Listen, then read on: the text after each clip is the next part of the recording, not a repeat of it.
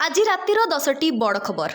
UP रे नाबालिका को दुष्कर्म मामला रे विधायक रामदुलार गोंडो को 25 वर्ष जेल एवं 10 लाख जोरिमाना।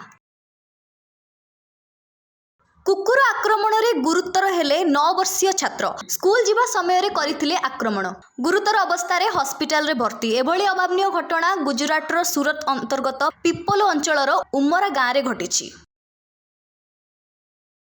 राजस्थान मुख्यमंत्री भावे शपथ नेले भंजनलाल शर्मा। सामिल हेले प्रधानमंत्री नरेंद्र मोदी, अमित शाह एवं जेपी नड्डा।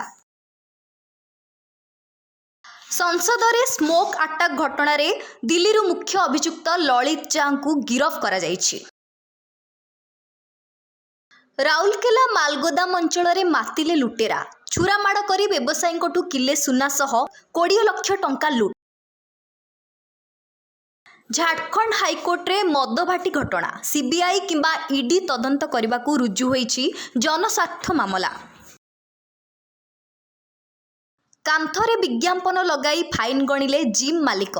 बापूजी नगर अंचल रे थिबा एविस फिटनेस विरोध में 50,000 टंका जोरिमाना काटिला बीएमसी।